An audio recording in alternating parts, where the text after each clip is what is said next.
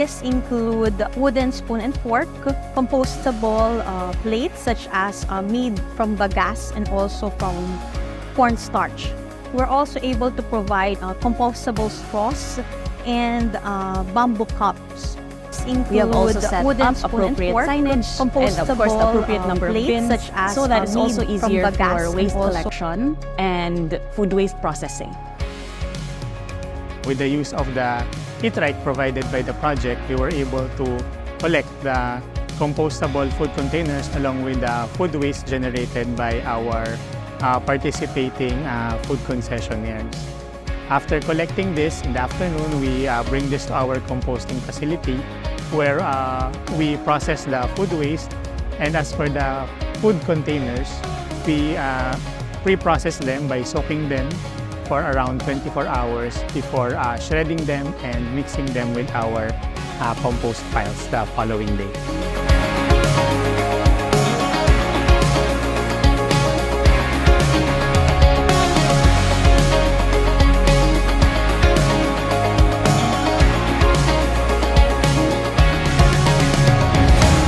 This project has provided a great opportunity to study the feasibility of compostable food containers in campus. It also provides us knowledge on what are the best materials that we can use when we switch to compostable food containers for the food concessionaires in campus.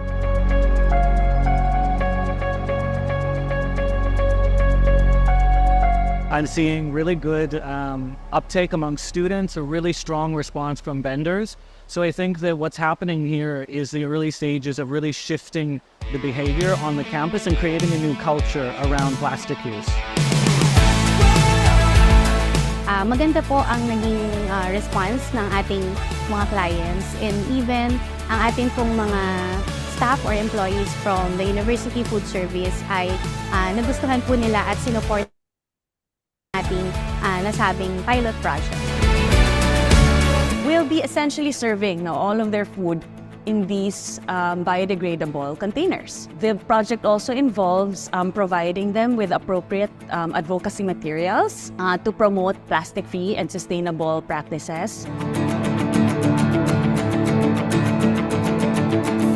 Siyempre marami kumakain na ako kakaiba yung aking plato. Sinabi na, wow, si ate nag-improve, mas maganda po ito kaysa sa plastic yung gamit dati.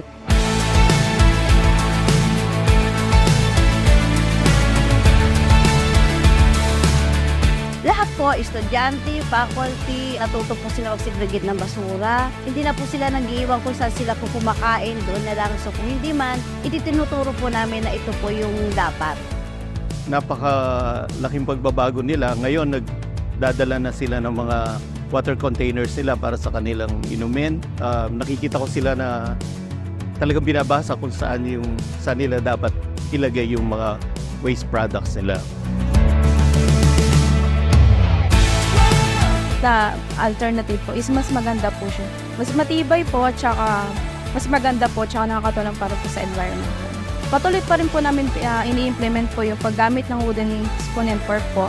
At saka po yung reusable po na container po para po pang take out po namin sa mga customer. Natutuwa kami sa proyektong to at naumpisaan na maging aware lahat tungkol sa mga plastic na hindi maganda para sa ating mundo.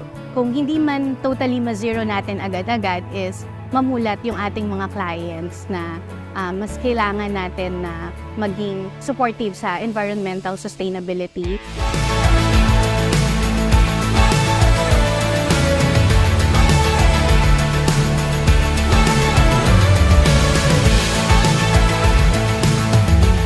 And we hope that this pilot project will serve or will be used for policy making of our university administrators towards a plastic-free, sustainable community inside our campus.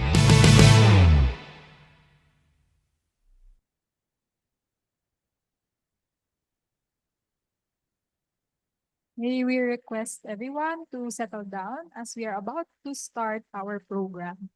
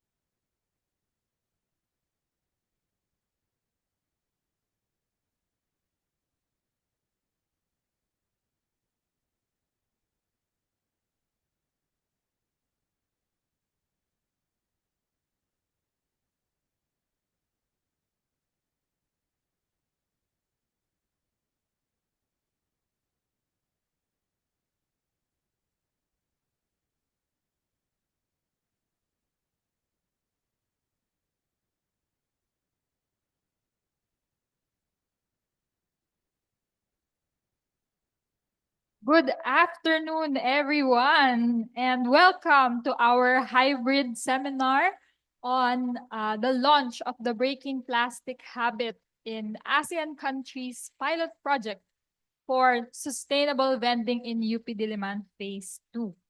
So, this hybrid seminar, the main title is From Awareness to Action, Driving Behavior Change for Sustainable Waste Solutions.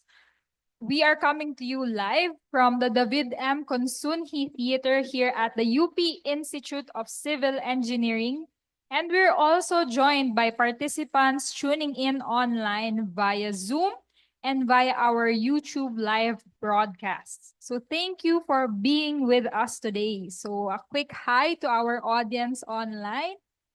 You might want to share in the chat box where you are tuning in from. So we'd like to hear how far we are reaching this with this seminar. So my name is Jeju, and I will be your host for this event, organized by the Environmental and Energy Engineering Group of the UP Institute of Civil Engineering. This event is supported by AREA, or Economic Research Institute for ASEAN and East Asia, Regional Knowledge Center for Marine Plastic Debris, and of course, the Institute of Global Environmental Strategies, or IGES. Before we begin, I hope you guys can indulge me. I hope our online participants can also join in. Please be prepared to hit your raise hand buttons. Okay, with a quick show of hands. Okay, so I hope everyone can participate. With a quick show of hands, how many of you know that exercise is good for your health? By a quick show of hands. Okay, not that hard question, right? Okay, so thank you everyone. So hands down.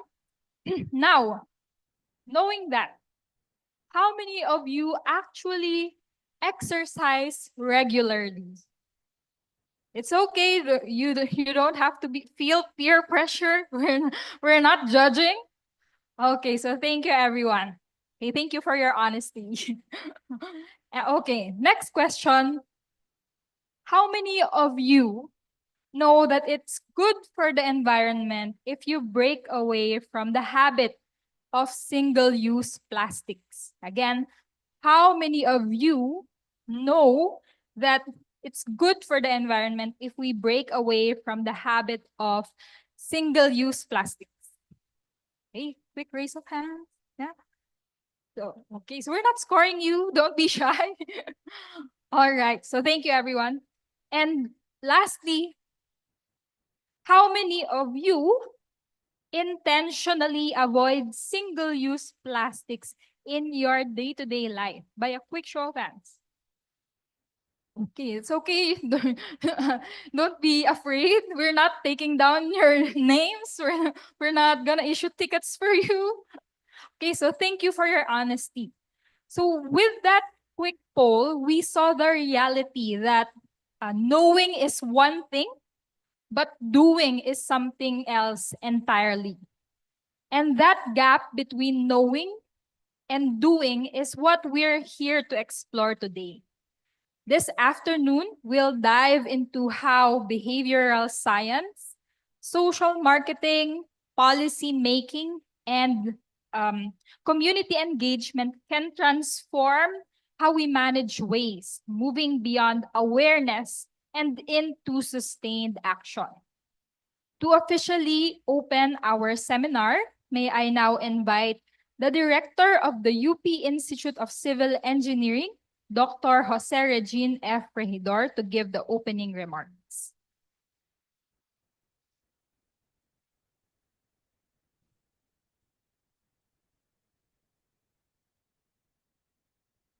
Good afternoon to everyone.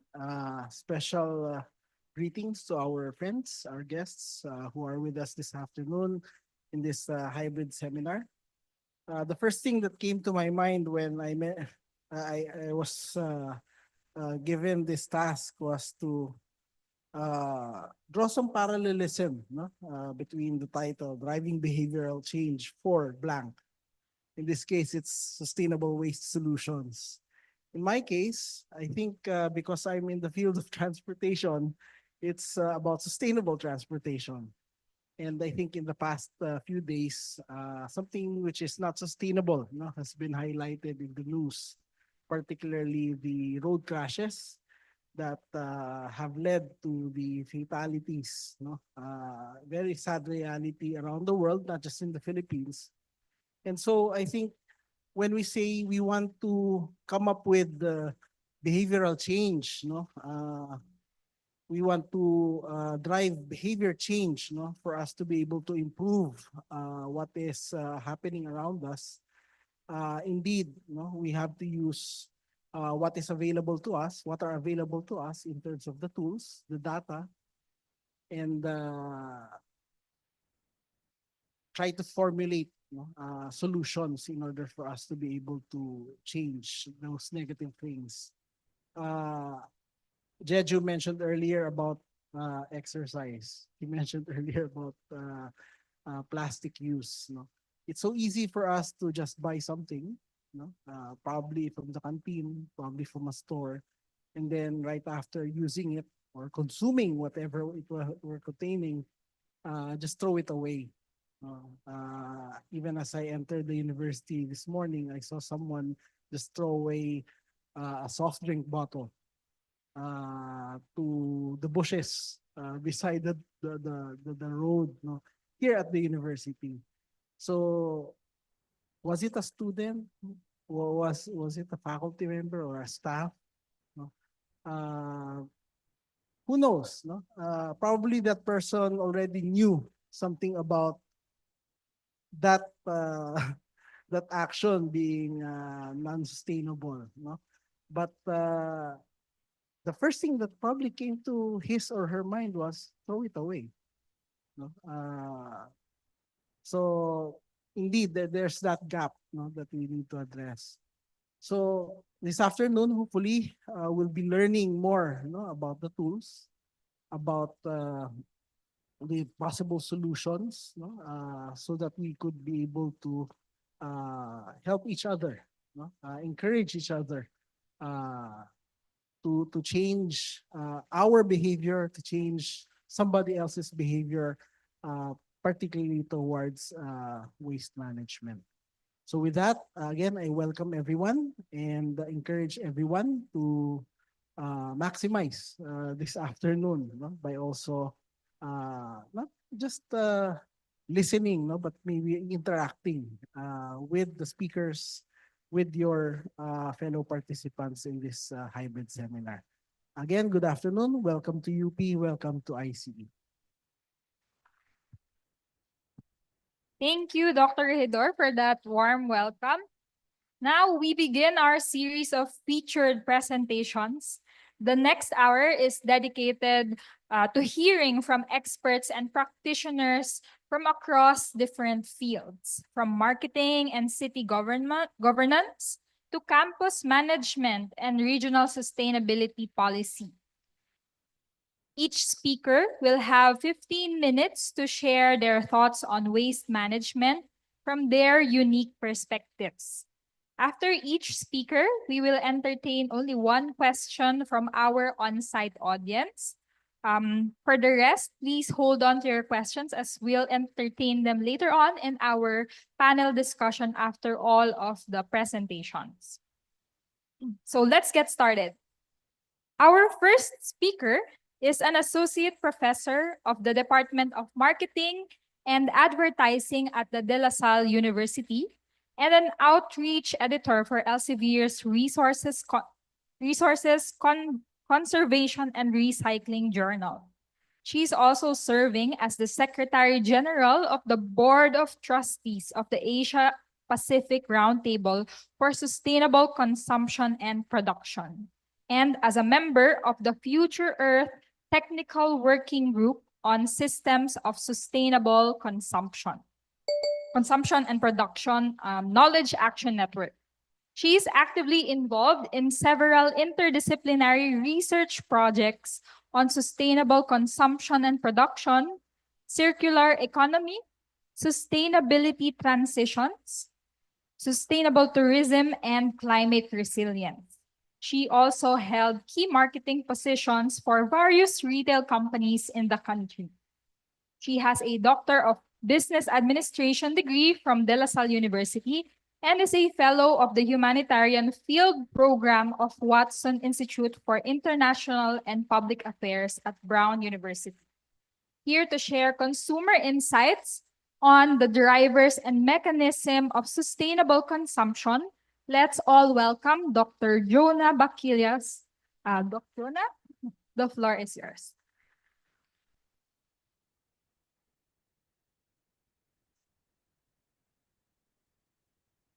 Hello, everyone. Good afternoon. I'm happy to be here, crossing over to the maroon school coming from the green side. All right, so for today, I'll be sharing my insights on the drivers and mechanisms of sustainable consumption. And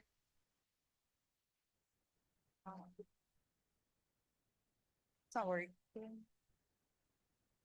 All right. Okay, so my discussion points are arranged as follows. So we'll be talking about consumption culture, and naturally discuss why do we need to transition to sustainable consumption.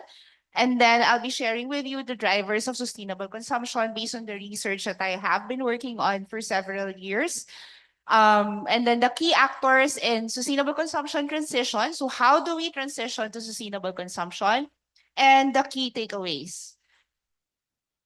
All right, so currently there are 4 billion consumers in the world, globally. Okay, so this data was as of June 2023, but there are additional 113 million forecasted consumers in 2024. And majority of these consumers come from Asia. You can actually see that the Philippines is part of this, 2 million additional consumers. Okay, so World Data Lab defines a consumer as someone who spends at least $12 per day.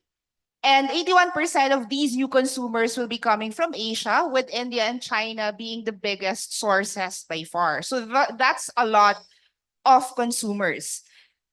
And the problem here is that consumers often think that I'm just one person.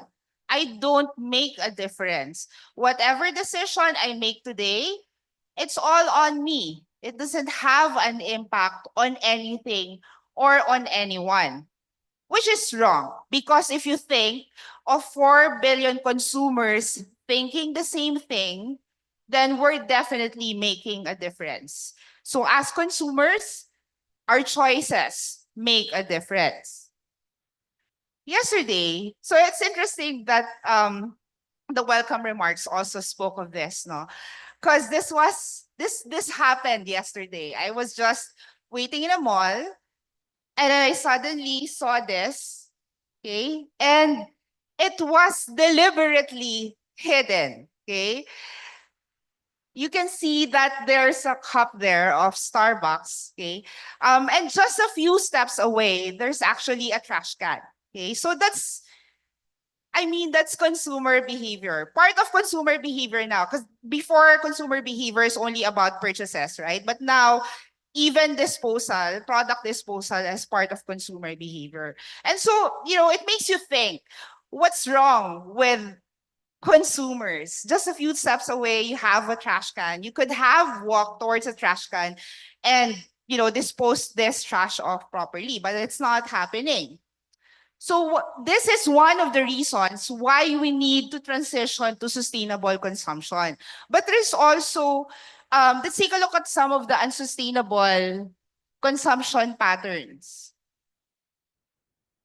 All right, so currently we're living in a throwaway culture.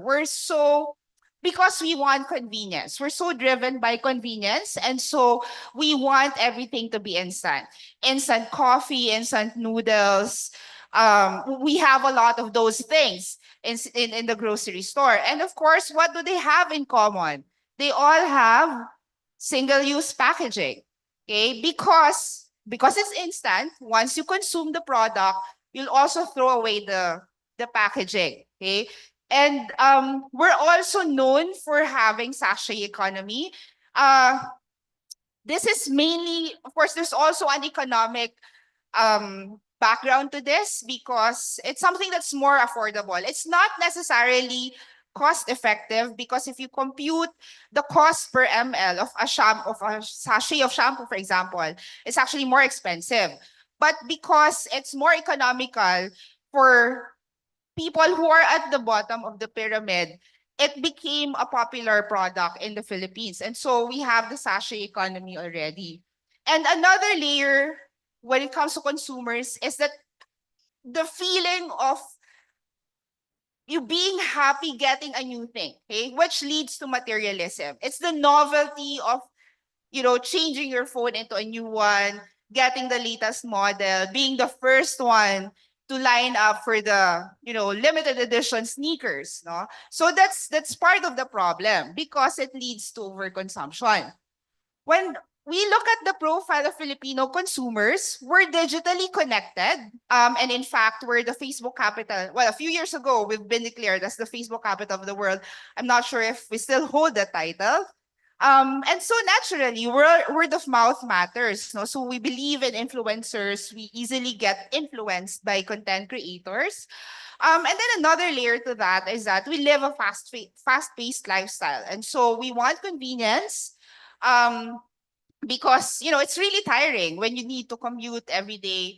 You spend 2 hours going to work or going to school and then another 2 hours coming home. At the end of the day, you just want everything to be convenient. And so the natural demand for single-use products.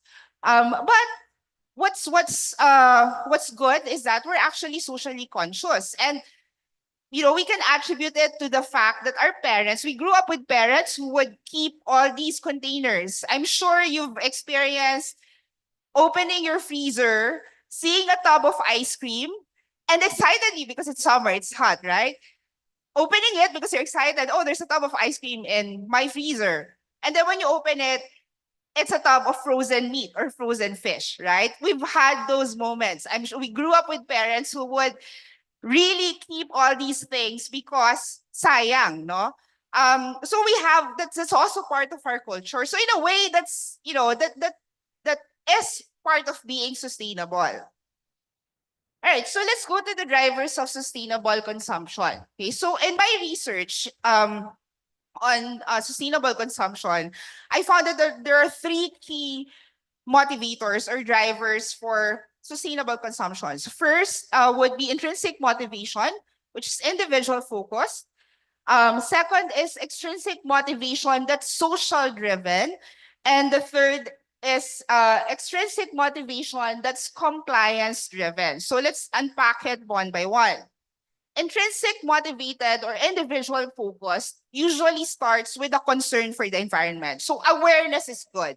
Okay, but it does not always lead to something valuable. No, it was also mentioned earlier during the introduction that intention does not always lead to action. Okay, sometimes we have good intentions, but we also don't have enough motivation for it to result in good action. Okay, but having awareness is good because you're planting the seed. Okay, in my interviews for this study, some of them were exposed, through a documentary when they were in high school, and then only years later did they decide to engage in sustainable consumption behavior. So it takes years. It really behavior change is really challenging because it doesn't happen overnight. And even if, for example, you wake up on the following day and decide that, okay, I'm gonna do this today, but it's also hard to sustain that interest. Okay, but that's a start. It's also important that there's a personal sense of environmental responsibility. So sometimes you're aware climate change is happening. We always see that in the news, in our social media feed, but having that sense of accountability and acknowledging that we are also responsible for it is also another thing. Because most consumers think, it's not my responsibility to take care of the environment. It's the government's responsibility. It's the manufacturer's responsibility. I'm only one person. Why should I worry about it? That's a common reasoning with consumers who wouldn't want to engage in sustainable consumption.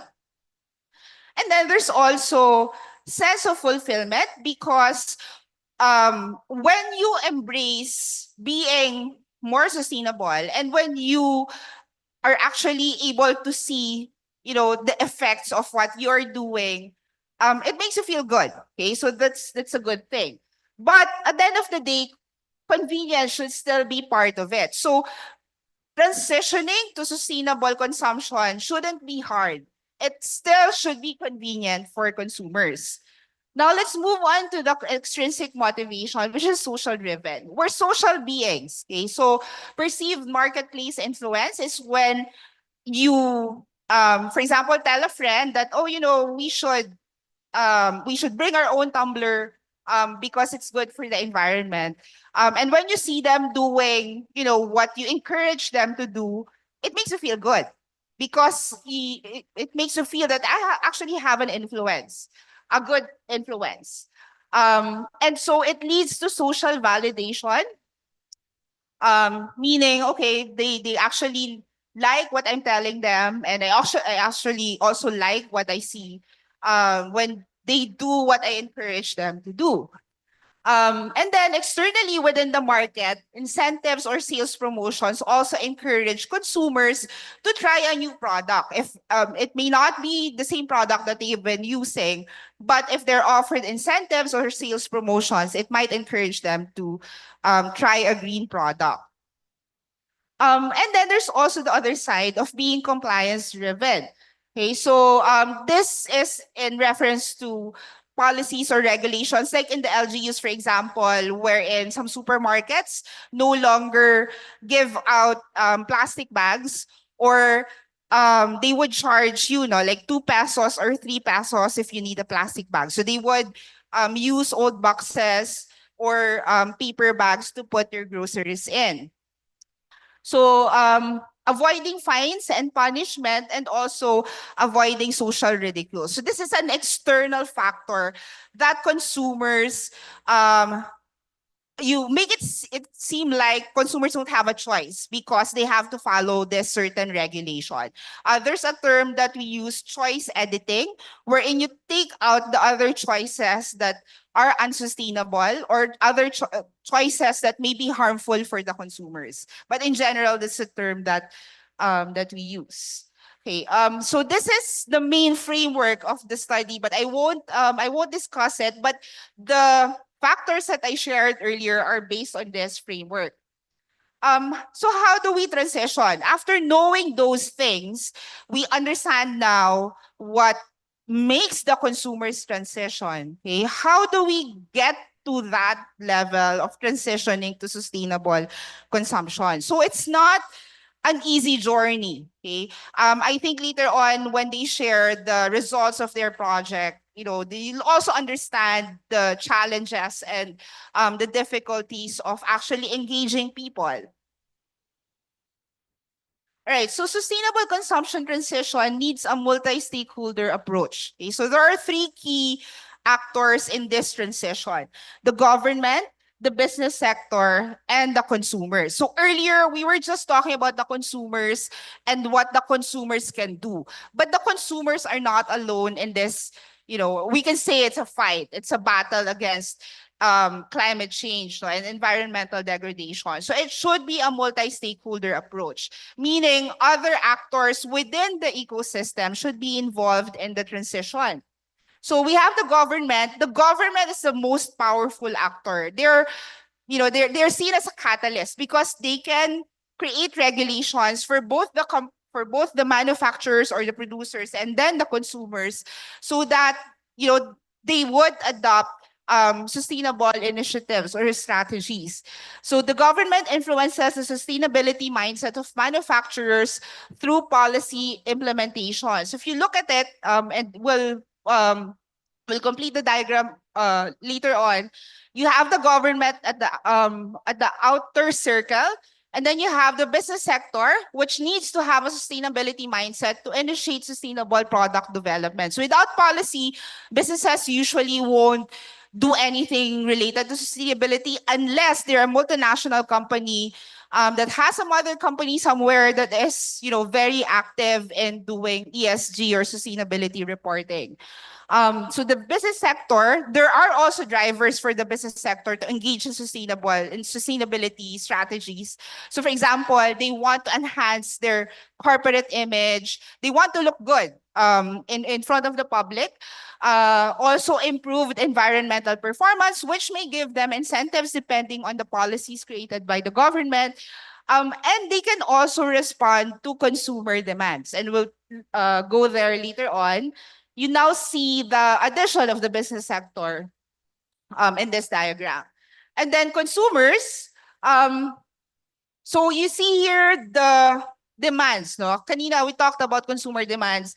These are what consumers want: price, product affordability, and product value. These are still important. Consumers may try a green product, but if it does not perform well and it does not deliver value, they wouldn't repurchase. So it's important that consumers would have that satisfaction out of a product.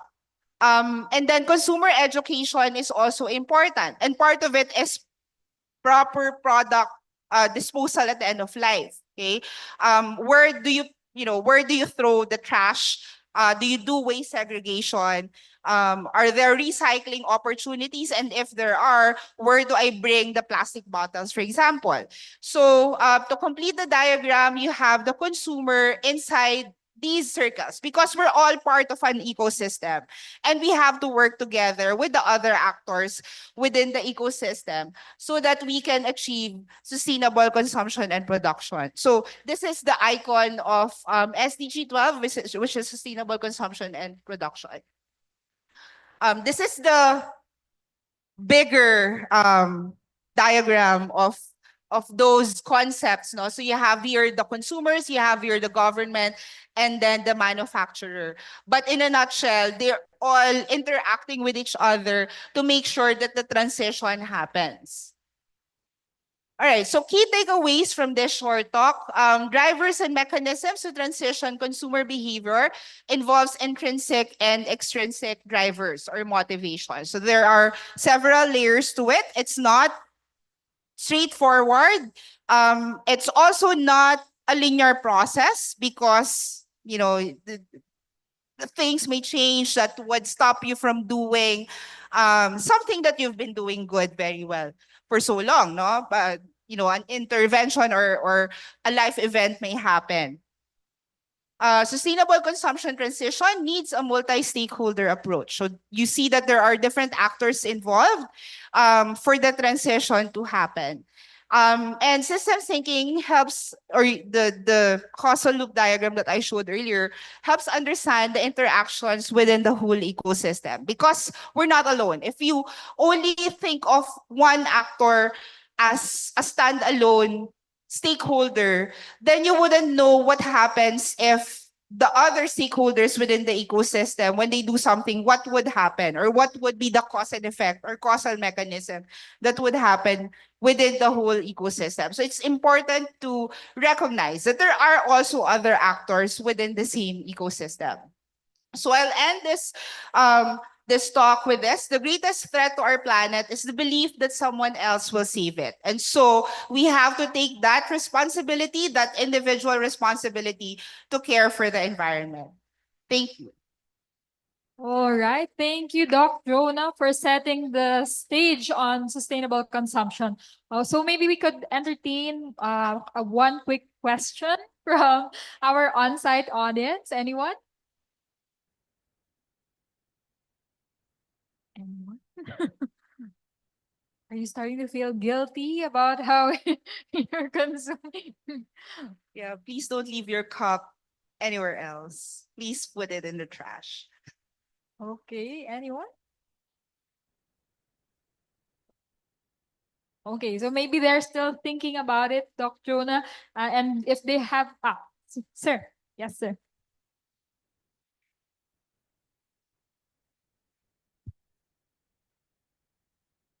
I was just wondering, ma'am, dun sa binanggit nyo na it's the business, government, and consumers that interact. Is there a place for non-government organizations as in the role of helping along the movement towards sustainable consumption production? Yes, sorry. I was expecting that question, but it wasn't originally part of the study. That's why it's not part of this. But the NGOs involved, especially in development work, would normally interact with communities who end up as consumers or engage with the private sector, which may be MSMEs, small, medium enterprises, who would also pave the way for sustainable strategies within the community. But definitely, there's a role also for NGOs, international or local NGOs, and then the development sector in general. Thank you for that question. Okay, thank you for bringing up a wonderful point, sir. So a good point for discussion. So again, let's thank Doc Jonah for setting the stage on sustainable consumption.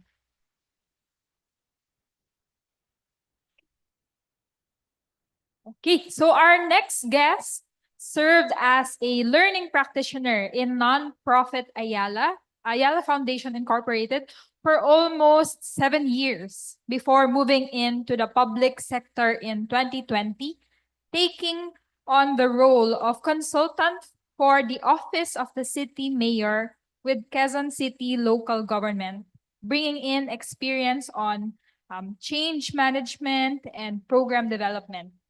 He worked on improving the city's food security through partnerships and programs that focused on urban agriculture, food systems, and urban peri-urban linkages. This led to his current role within the local government under the Climate Change and Environmental Sustainability Department. Currently, he serves as acting chief of the Climate Change Adaptation Division, linking key issues on circular economy, urban biodiversity, and sustainable food systems, which are key to the city's objectives in achieving its climate targets. In his segment, he will talk about behavior-based waste programs at the local government level, representing the Quezon City Climate Change and Environmental Sustainability Department. Let's hear it for Mr. Francis Ian Agata.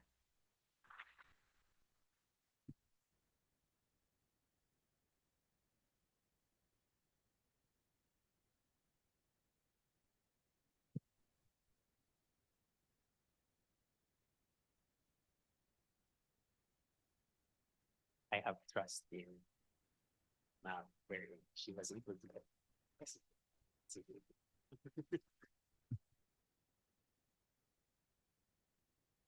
Sige. While we get on the presentation, I think it's important to share the role of how local government comes into play. First of all, I'm very happy that UPD and the rest of our partners here in Quezon City are constantly actually pushing for circular economy initiatives. At the same time, engaging not only the youth, but more importantly, how do institutions actually transform? And that's going to be really the topic of my presentation. And that is driving circular economy, behavior, and just transition. Because at the end of the day, we have to bring everyone on board if we want zero waste to be real. And you have to talk about two specific aspects of the equation. You have your organic side, and then you have your plastics or your inorganic side.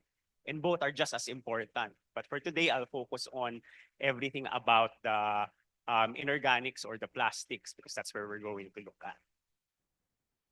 Okay. Next. There. So I have to provide context first. With the local government of Quezon City, we anchor all our work in what we call the Enhanced Local Climate Change Action Plan. And it's very important for us in understanding how climate change comes into the perspective of the work that we do. About 21% of the city's annual budget is actually tagged for climate change. So this would include from aspects of infrastructure, social, health, that are all linked to climate change.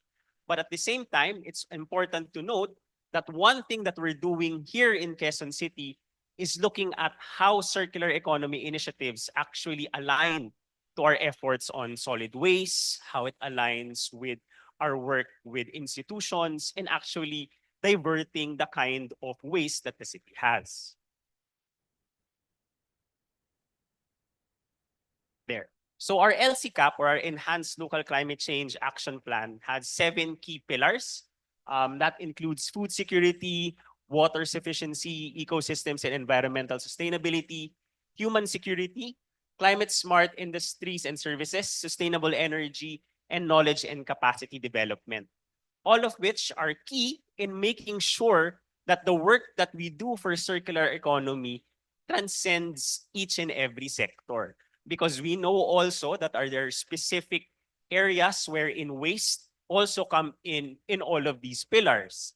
So in partnership with C40 cities, when we put together our local climate change action plan, it was critical to us to also have one lens in looking at the work that we do. And that was inclusive climate action.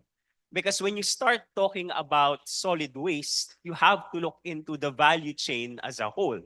And you're talking about from end-to-end production, manufacturing, value chains, and then eventually you will talk about where does the garbage go? Where does solid waste actually go? And then you will now have to look into the social side of it. And that's the perspective of where your informal workers are. Where are your informal waste pickers? Where does my garbage go when it is sorted? Where does effort in actually supporting these groups come in?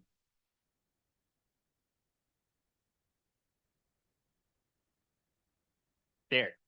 So just an overview, I won't really dwell on this much, but our GHG emission inventory as a total is based on our 2016 baseline data. So you have around there 8,014 metric tons. So if you can convert it into the millions, meron din tayo dyan yung ating coefficients that we use to compute it. We have all of this put together to understand where we are at the baseline. And with that, we have 3 main climate risks that concern us.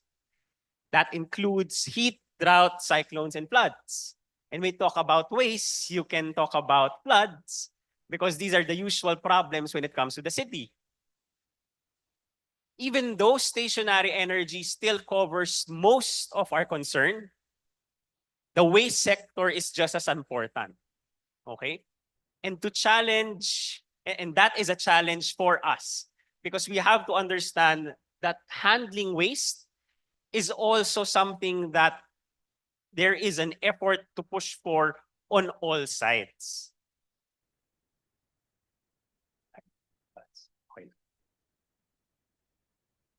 There, sorry. This is from our Department of Sanitation and Cleanup Works. If you look at waste generation on the level of household and end of pipe, this is as of a 2021 study, biodegradable waste would still take up most of it. Why? Because food waste comes from the house. People have to eat 3 times a day. But you have to consider also packaging. You have to consider how it got there. You have to consider where it was taken. And that will form the rest of the pie.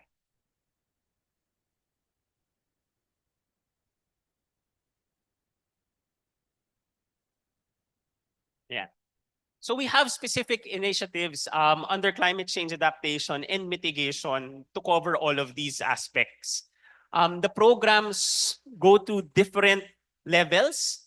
One is included in our adaptation program, where in their circular economy initiatives goes to the plastic side. And this circular economy initiatives try to look at not just behavioral change. That's why you have your trash to cash back program for Quezon City, but also policy development and regulation and enforcement. So later I will share more about how our plastics ordinance are actually implemented in the city, and at the same time, how these challenges are present also. There. So striving towards a circular economy and prioritizing organic paper and plastic waste. I'll share you each of the programs that you can see on the front. I'll start with the very left. This is what we call Reta Show. So it's a play on words, retaso and reta show. It's a sustainable fashion show that actually focuses on textile waste. And then moving to the left, Fill a Bottle or Fab Store.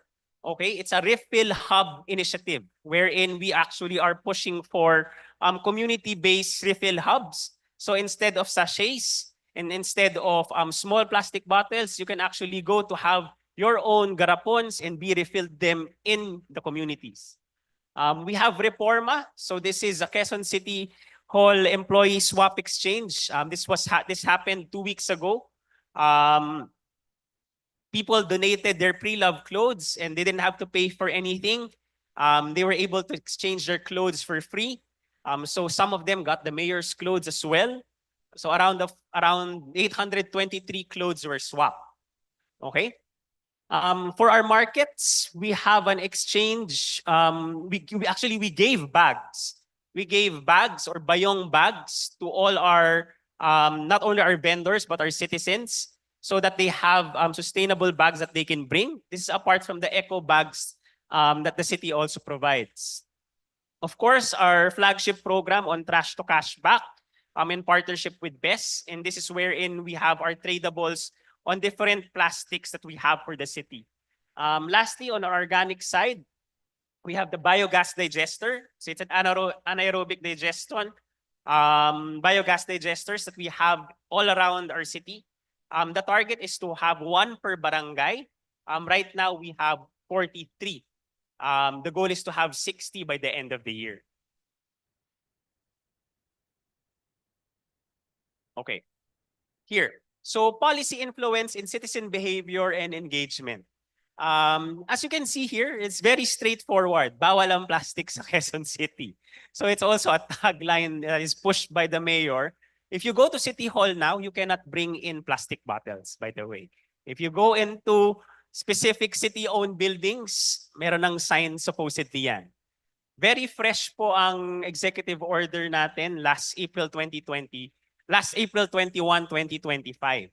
But as early as 2012, we already had our plastic bag ban ordinance. By then, you would have experience already in Quezon City that if you went to supermarkets, you would have to pay for the 2 pesos for the plastic.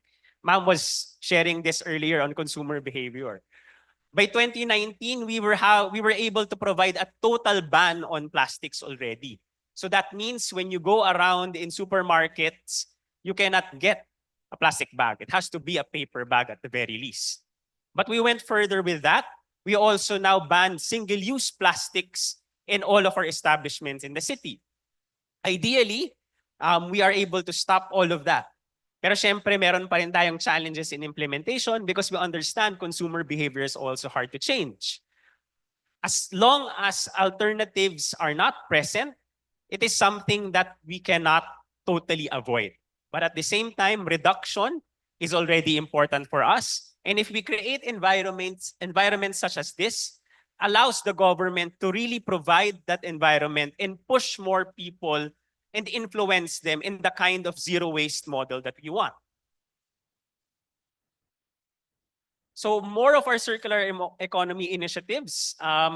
Earlier, I said the Trash to Cash Back program. So it's very much ingrained now. We have pop-ups in our barangays. In the QC Lagoon, it's present also. You can trade in your recyclables for environmental points. And these environmental points, in turn, can be changed for payment for utilities. You can also have them for groceries. You go to the supermarket. Those environmental points are the ones that you use for that. Kilos QC is our engagement for textile waste. So that's part of the Reforma and the clothes swapping initiative that we have earlier.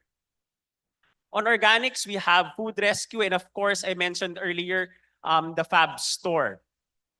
You might challenge, for example, we're still using actual bigger containers of plastic, for example, in yung mga galon kapag nagdadala tayo sa ating mga communities.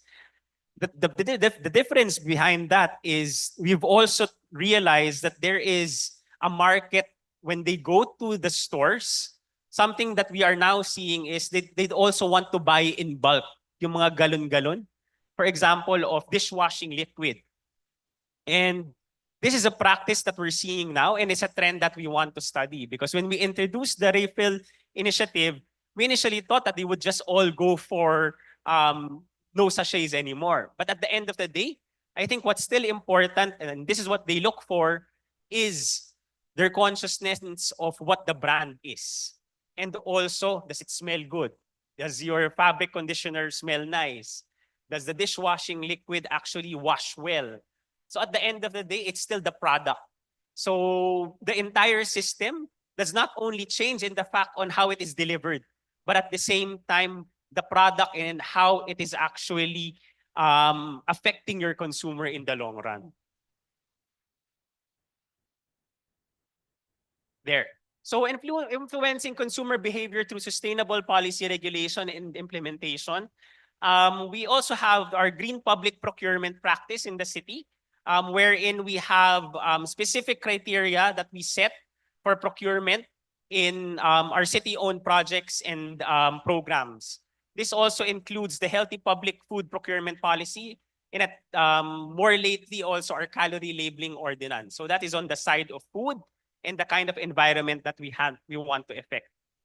We also put up an EPR summit in 2023 in meeting businesses, because we understand that the EPR law is something that is also challenging for micro, small, and medium enterprises in the city, because you're obligated.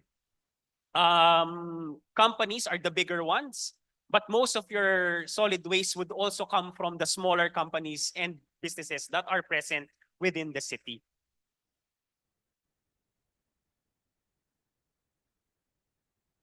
So some of the other partnerships and legislation that we put together, I think I mentioned this already earlier, sorry. But this is what I want to focus on now. For community engagement, our business permits and licensing department put together a new program called We Mean Business and the Be Richer Scorecard. So they're really pushing for the businesses within Quezon City to follow a specific scorecard wherein they will get eventually incentives from the city government. That is if they are a resilient business, inclusive, they follow climate action protocols, they have good health practices, they are emergency responsive, and at the same time, resilient. Naulit yung resilient. Be rich lang ata dapat yan. Okay? So it's a self-assessment tool for businesses to help them and to be sustainable and profitable.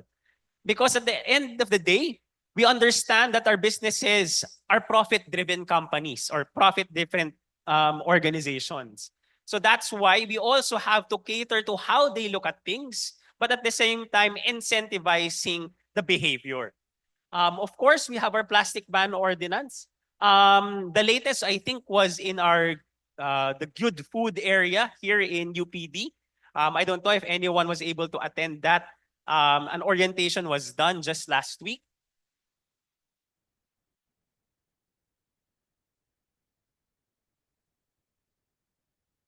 There. So lastly, we want to enable just transition. And this is in partnership also with C40 cities. And now we're understanding better how can we actually look at good green jobs. And by good green jobs, it's understanding first what is a good job. Okay? And that's very difficult already per se, because you have to look at social protection, terms of employment, actual representation, health safety, its pays benefits, work-life balance, and then you add the component of green. What does that mean? And this is something that we're trying to embed also in the work that we have, because we understand that our informal waste workers are also part of the system. And to be able to be a good green job actually pushes not only at the level of your employers or those who are actually in the value chain, but also where does policy development come in? Where does government come in to provide the right environment and the right policies that actually supports this kind of work. And at the same time, even though we are affecting consumer behavior and citizens in different policies, we also have to engage the other side of the equation. And that is, how do businesses, how do organizations actually work towards not only solid waste, but also their production and manufacturing practices.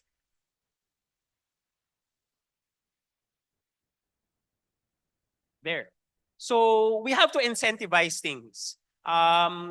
So I talked about earlier the context of where we are, and then how our specific practices in local government is pushing forward circular economy to drive this effort and this behavior. So we also want to incentivize. So every year, the city has what we call the Quezon City Green Awards. And it incentivizes good practices, not only on the environment, but also resilience. It's a two-pronged awards program. And we're able to recognize hospitals, schools, businesses, and organizations and institutions that actually push for this. So at the end of the day, you really want to push both public and private sectors to work on the kind of effort to push for these kinds of social behavior changes. And I agree that government has a big mandate and a big contribution to the work that we do, but also the community is very important. The mayor champions a lot of the work that we have in the department, and she really pushes a lot of the other city departments to do so. Banning plastic in City Hall altogether can be challenging because you would have employees asking us, saan namin lalagay yung baon namin? Paano kami bibili dun sa labas?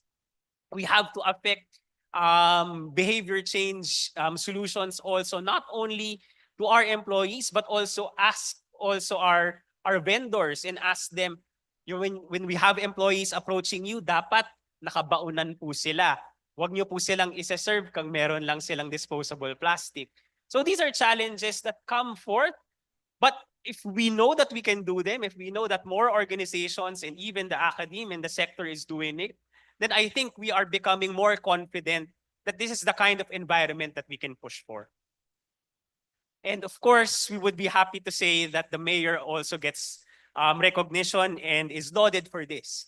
Because without the help of the community, without the help of the private sector, and really pushing for the kind of environment that we want, government also will not be successful.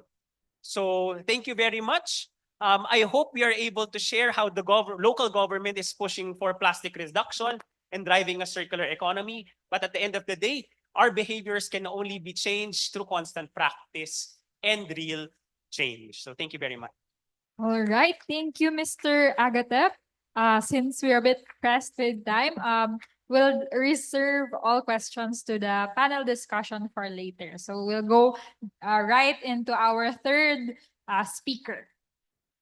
Okay, how are you guys? Hope you're still with us. So our next speaker is closer to home. He is a landscape architect with almost 15 years of combined experience in planning, implementing, maintaining, and managing urban outdoor spaces. He currently heads the Ground Services and Arboretum Division of the University of the Philippines Diliman Campus and holds additional assignment as the Director of the Diliman Environmental Management Office, or UP Demo. Among UP Demo's many tasks are the operation and maintenance of the university's materials recovery facility and formulation of specific guidelines for solid waste volume reduction for residential units, dormitories, commercial establishments, and academic and administrative buildings within UP campus. Our third speaker is landscape architect James Christopher Bunyo, who will present initiatives from within UP Diliman campus on embedding sustainable behavior into university practice. Architect Bunyo, you now have the floor.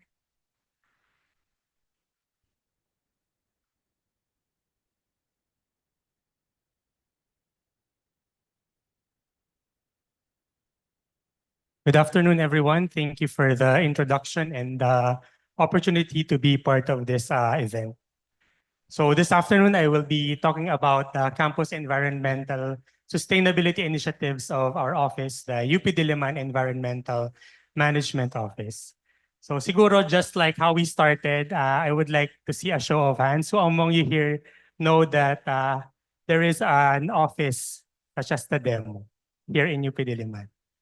Oh, so there are still a lot of you who don't know that we have the UP demo, and that's understandable because we're just a relatively new office. We were founded in 2019, approved by the Board of Regents, but we were actually constituted from the Task Force on Solid Waste Management, which has been operating since 2000.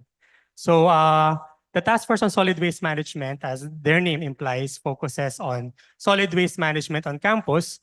But with the approval of the UP demo, this function expanded to a lot more, not just solid waste management.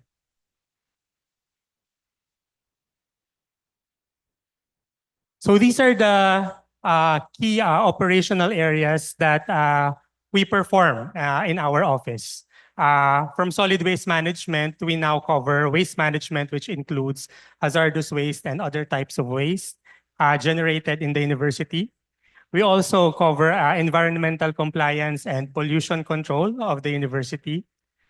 Campus biodiversity conservation, our university having a lot of vast green open spaces that are habitats to rich biodiversity, and also information and education, especially on environmental matters. So these areas are actually the environmental management strategy that we perform towards a sustainable campus. In our vision, it is stated there that our office envisions a clean, healthy, and sustainable campus with environmentally educated individuals cognizant of their role in promoting and upholding environmental stewardship. So being a sustainable campus as one of our goals, I would like to present what we have done so far. So these are some of our efforts on environmental sustainability. So our earliest effort is the project Kalakalikasan. So this is essentially a recyclables recovery project which we launched a few years ago. And essentially, we partnered with a local recyclables cooperative to help collect recyclables generated by the community. So for this, we set up booths on strategic locations inside campus to make it easier for members of the community to bring their recyclables in exchange for cash. And then after Project Kalakalikasan, our next initiative is something that we've worked with the Institute of Civil Engineering and also with AREA and IGES, our partners for this activity. So this is the first phase of the pilot project for plastic-free vending in UP Diliman. In particular, our participation here is that we were the ones who collected the compostable food packaging and utensils that were used for the project. So we collected them and we also processed them. So it was a very insightful learning experience because we were able to test if the compostable packaging materials are really compostable because we use them in our composting facility at the materials recovery facility. So we learned what materials are really easily compostable and what materials are not in this pilot project. After this, we also have some of the initiatives that we have conducted earlier this year, which is Likaskaya. Who among you here know of what Likaskaya means in English? Likaskaya is the Filipino word for sustainable. So Likaskaya, that's the Filipino word for sustainable. This is the title of our Community Eco-Sustainability Showcase. This was, we did this last February. Several learning sessions, which targeted participants from within the community as well. So we had sessions with building administrators, with maintenance staff, with members of the Samahan ng Maninda sa UP campus, and also with dormitory managers. So the goal of this activity is to help promote and educate members of our community on how to incorporate sustainable practices in the day-to-day operations of the university. We were fortunate actually to have partnered with the local government of Quezon City. The Climate Change and Environmental Sustainability Department actually sent resource persons for the lecture part of this activity. And after the lecture, we toured them around our facility at UP Demo to show them how food and yard waste collected around campus are being composted as part of sustainable waste management. And we also encourage them by teaching them how to do it, to also do it in their respective units so that the sustainable practice is not centralized in our facility but happens everywhere around campus. Next, we also brought the Trash to Cashback program here in UP Diliman. So we started actually partnering with them last March, and they set up the first Trash to Cashback booth at the UP Sunken Garden since then. And since then, they have set up booth at least twice a month, every Sunday, at the same location to encourage the community to, again, have a space where they can bring their recyclables in exchange for environmental points. This is the same program that is being promoted by the Quezon City government, and we've partnered with BEST, or the Basic Environmental Systems and Technologies Incorporated, for this one. And lastly, for our initiative, this is a recently concluded initiative of ours. This is Sustainability Fiesta. This is done last April in celebration of the UP Diliman Environmental Sustainability Month. So here in Sustainability Fiesta, we offered various activities that promote appreciation for sustainable practices and for taking care of our campus environment. So as you can see in the pictures, we had a bird watching session to promote biodiversity conservation. We also had a talk on sustainable food production and practices. And also we invited a certified bike mechanic to conduct a basic lecture, a basic workshop on bike maintenance to promote sustainable transportation on campus. Aside from those activities, we also invited some exhibitors who sold pre-owned items like books, clothes, and toys, as well as some products from home-based enterprises. So with these, well, there are still very few right now. We actually learned a lot from many of these initiatives. First is when doing something that you would want to affect behavior change, you have to make it convenient. And by making it convenient, you have to make it easy for your target participants to comply or to participate in your program or your activity. That also includes considering accessibility, both in scheduling or in locating your project or your event. And also limiting the amount of decision-making needed to comply. No? So in our experience in one of our projects, in Project Kalakalikassan, that's the reason why instead of just putting it on a random area around campus or what's convenient for us as organizers, we decided to locate the booths near the residential areas to make it easier for the residents to bring their recyclables. And also in areas where it can be easily reached through walking, through public commute, or with their own private vehicles. Aside from making it convenient, sustainability initiatives should also be consistent. No? Because consistency helps form habits. And if we want to make sustainable practices the norm, we have to make it a habit for the participants for whom we intend our initiatives for. Of course, when we talk about forming habits, we talk about frequency. So how frequent or how often do you need to conduct that activity to make it a, a norm, no, for the community? So that's why that's what we are doing with the Trash to Cashback program here in UP. As much as possible, we try to reach the target of having them set up booths at least twice a month para it becomes automatic for members of the community to think about bringing their recyclables to the Trash to Cashback booth set up in UP Diliman. And lastly, no, sustainability initiatives have to be collaborative, especially in our experience as a very small office with limited resources. It's very important to find partners to help you conduct successful programs and sustainability initiatives. It banks on synergy, wherein the efforts that your partner and us as organizers combined makes a bigger impact, no, that we can than we can bring if we did it individually.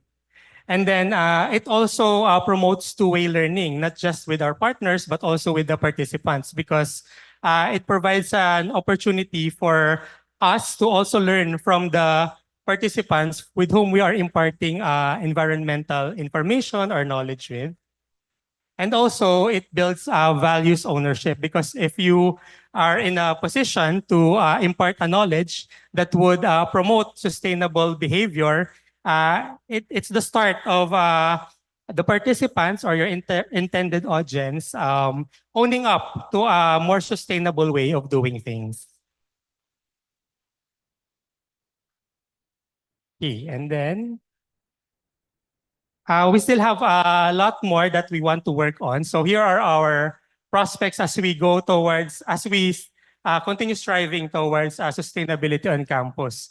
We are working on a standardized waste segregation system on campus, and our goal is to such that whenever you are in campus, you will know how to categorize your waste, because there will not be different types of categories for different colleges, for different offices. No, it will make it easier for us to form the habit of proper waste segregation.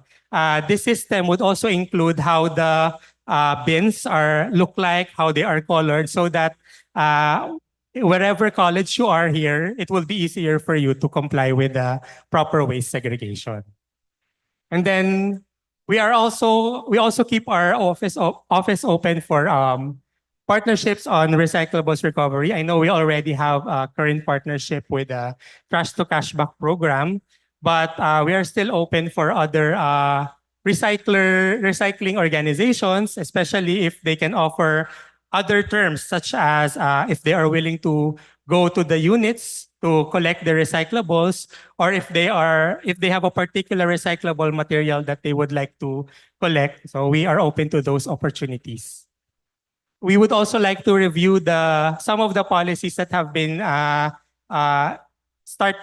implemented before and the university, such as the roadmap to plastic-free UP Diliman. So admittedly, this has been put on hold for quite some time, and we want to see how we can go back on track in this roadmap again.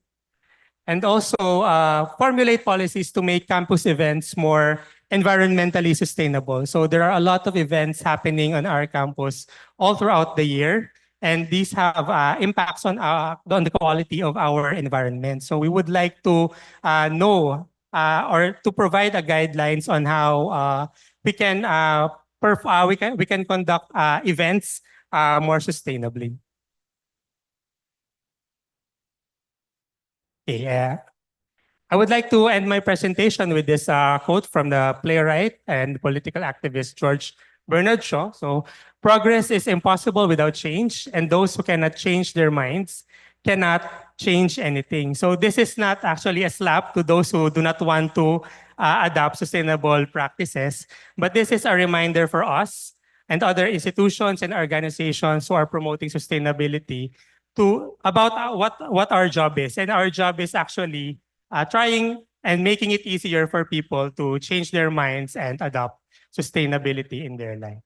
Thank you very much and good afternoon. All right. Thank you, Architect Bunyo. Thank you for showing us how institutional programs can make a change in sustainable consumption. Um, and we also have a takeaway word for the day, likas kaya.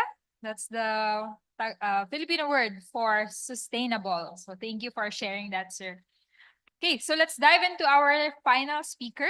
Our final speaker in this segment has traveled a long way to share with us today regional and international perspective on sustainable consumption and behavior change. With a master's degree in development economics and international development from the London School of Economics and Political Science, he has a strong background in international development, political economy, innovation, and demographics. He also has experience in supporting businesses and local governments in developing policies that support the emergence of an enabling environment for sustainable lifestyles. He has worked more than 10 years on issues of sustainable consumption and production at the local, national, regional, and global levels. In 2020, he joined the Institute for Global Environmental Strategies, or IGES, where he is currently a senior policy researcher and the program manager for Sustainable Consumption and Production Group in Japan. Let's all give a warm welcome to Mr. Dwayne Appleby.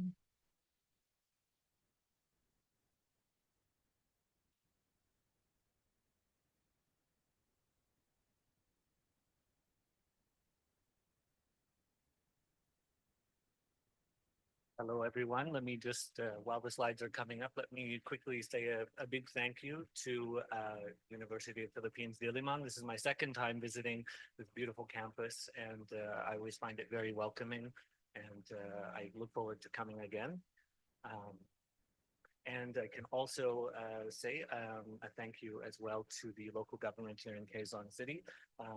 Your work is very well recognized. I was recently with the representative from C40 Cities, and they were very happy to hear that I was coming here and send their best regards, and look forward to continuing to work with you. All right.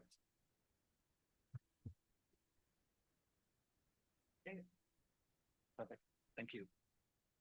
So to start out, I'm going to walk through a bit of a methodology. Hopefully it's not going to be too boring. I've used some bright colors to help liven it up. I want to talk about what we mean when we talk about behavior change. Where does this come from in the literature? So this comes from starting originally with rational choice theory. For those of you who have taken economics, you might have encountered this. This started and kind of is the basis of what we understand as nudge theory. So here we have these hard behavioral levers, the hard behavioral levers, we call them, material incentives. So this is fines, fees, or other incentives, discounts that you might have from using a reusable. These types of regulations. We have information, meaning information campaign. Governments, businesses, organizations use this to communicate about why you might want to engage in some sustainable behavior.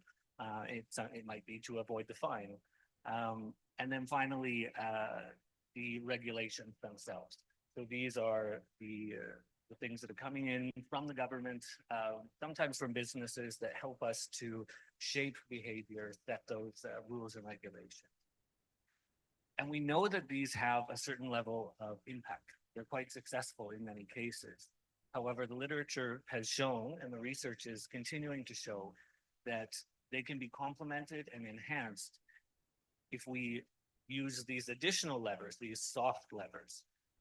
Such as emotional appeals. How can we persuade people by engaging them to think the desirable behavior is more fun? How we tap into their values, their belief systems, as well social influences. This is closely related to the emotional appeals and helps us to think about if we see someone who is influential, who is engaging in a behavior, we may be more likely to try it. If we see visibly that others are doing it. We see people with, you know, a reusable tumbler instead of the drink bottles and cups that we saw in the photos and stories earlier. Maybe we're more likely to engage in it. And finally, there's choice architecture. This comes more strictly, I believe, maybe Dr. Zona can correct me, from the marketing background. I think we think about how we design a consumption space, a retail space, and we think about how can we make it more easy for people? How can we remove barriers to engaging in sustainable behaviors? Does this involve thinking about how people move through the space and you put, say, the bins in a particular location as opposed to another? Do you have signs? You know, what types of signs do people respond to in this area? Is it mostly, you know, visual? Is it verbal? What can we do in this way? So we think about these, and together they make up what the RARE Center for Behavior and the Environment, who are our partners in the Breaking the Plastic Habit project, they call their levers of behavior change framework. And they've been using this and developing it for about 60 years now. And have quite a bit of a background on it. So I want to kind of give you some examples of how these levers can be used together, why they're better together, I guess you could say. So we can think about these 6 levers, the hard and soft, you know, being grouped in these ways. So here we can see rules and regulations, a hard lever, the rules and regulations. You know, it's really a kind of codification of norms, of social norms. So intuitively, this makes sense that we have some practices and then we bring them, you know, the force of law, the force of regulation. So understanding this connection can help us to influence and reinforce a regulation or a rule, or vice versa. A rule and regulation can help to reinforce an emerging social norm. So here we have two others, information campaigns that we know are classic strategies. We can utilize emotional appeals to better target our messaging. So we can think about what types of language do people respond to, what types of metaphors or storytelling are really going to be impactful. In my work working around ASEAN, there are many different countries coming from some similar backgrounds, but they have their own distinct cultural histories and identities. And so what the type of messaging that works in Indonesia might not work here in the Philippines. They might not work in Laos. So we need to think about these things and decide, you know, what types of messaging do we use? Do we target health, cost savings as the motivational framework? As well, sorry, yes, thank you, Jeju. Apologies, I always drop my microphone. So material incentives here, we're pairing it with choice architecture. So if we're putting in a fee for using single-use plastics, you know, we have a lot of success, but if we use choice architecture, we can enhance this by making sure that the sustainable option is more effective, is the most effective, it's the quickest option, it's the most convenient option. The simple rule of thumb is, you know, if it's physically hard to comply with a material incentive, it will be unnecessarily limited in its impact. So another way to group this, and building on that example, here you can see some examples of another hard-soft lever combination.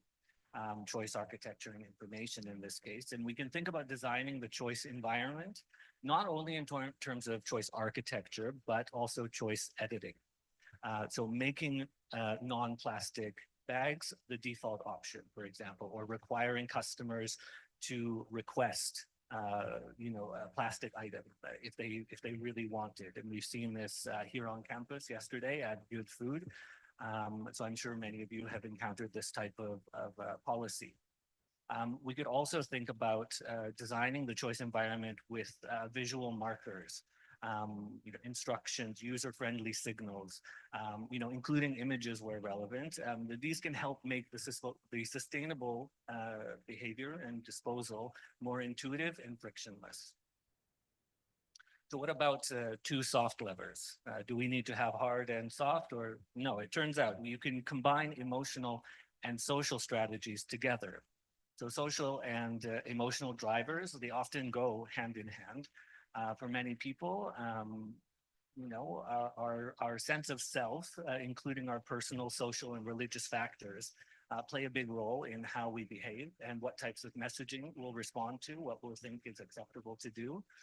So by communicating to your target audience, in a way that engages with who they are, rather than who you would like them to be, and who their community is, can really be impactful in terms of moving behavior change along. People will respond better, of course, when you speak their language, whether it's, literally their language or their dialect. If you're speaking with youth, you might use a different type of language than if you're speaking with, retirees. And so behaviorally informed incentives and policies here, this is two hard levers together, right? So the best example I think here would be, we're all familiar, I think, with the imposition of a tax or a fee on consumers engaging in an unsustainable behavior. And this combination of factors is quite effective in shifting behavior because it carries the weight of government enforcement, government authority, penalties, things like that. However, to be really effective, we have found that these types of efforts need to be introduced, in a very targeted way, including, recycling and the case of single-use plastics, if we're talking here, it may take a longer time to phase in these results. You need to target them in a way that is relevant to your audience. So if you're dealing, for example, with small and medium enterprises, you might want to have a longer on-ramp, you could say, or a phase-in for the policy if they need to adapt.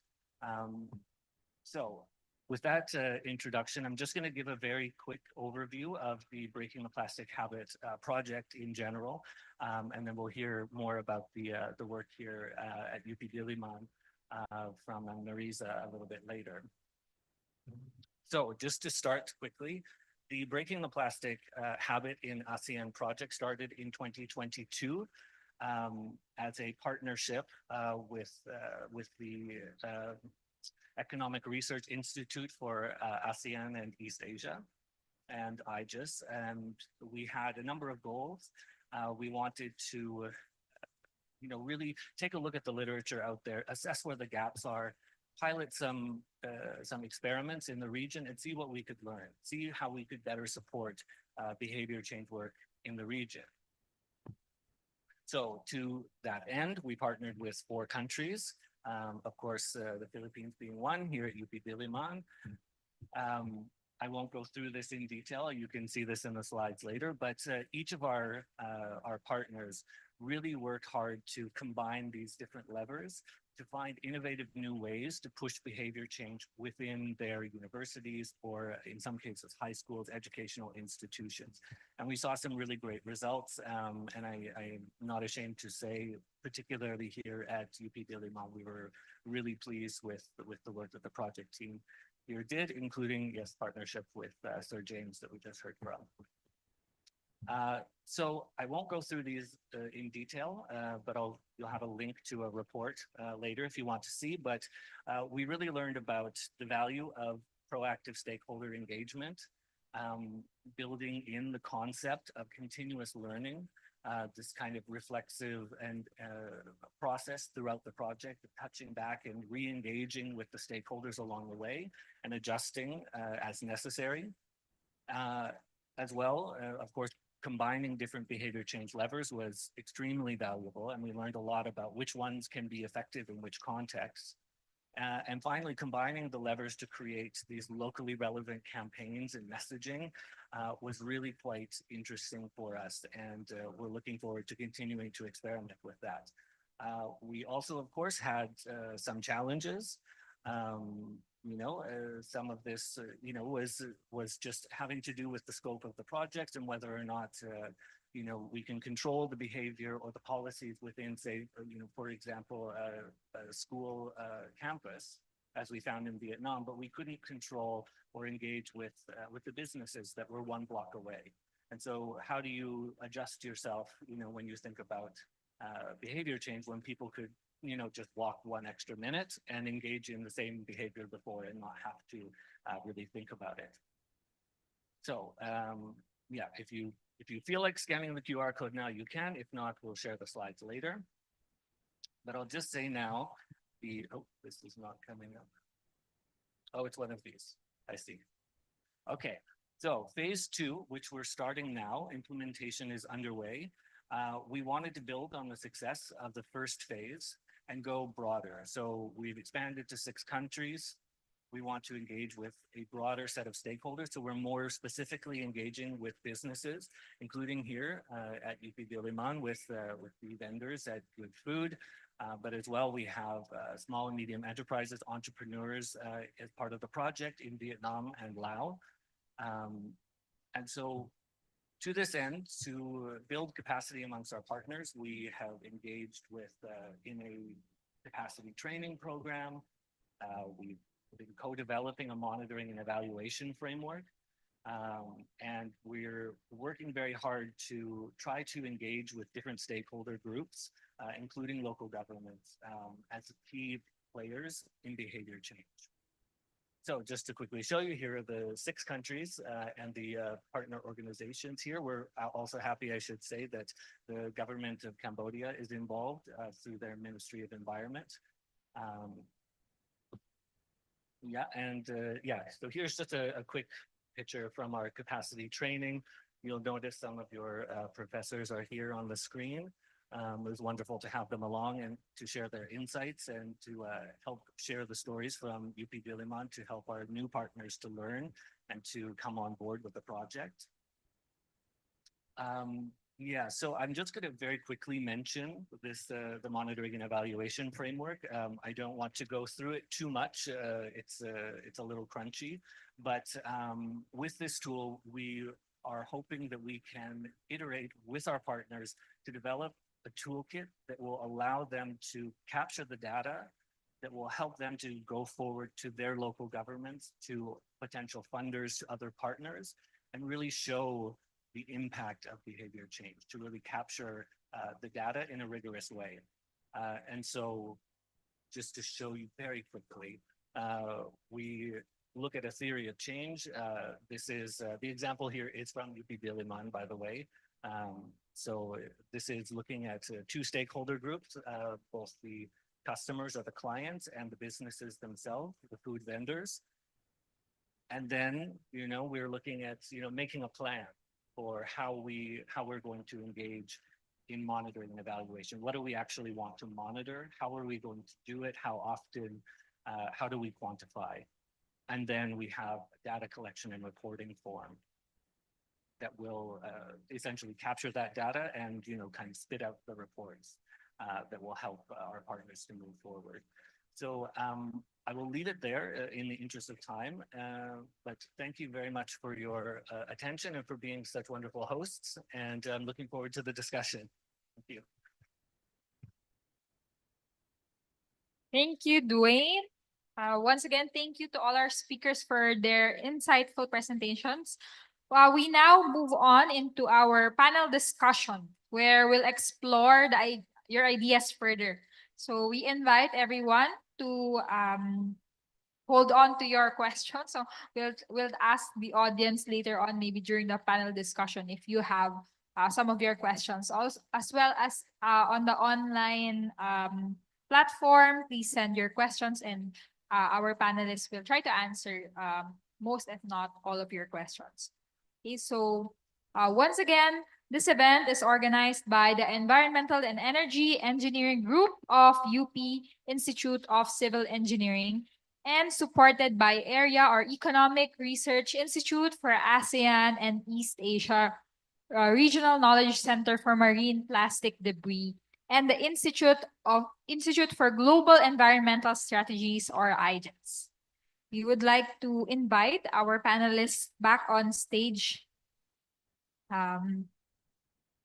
Please occupy our talk show couch in front. Okay, moderating the panel is Assistant Professor Maria Brida Leajola, the Group Head of the Environmental and Energy Engineering Group of the UP Institute of Civil Engineering. Okay.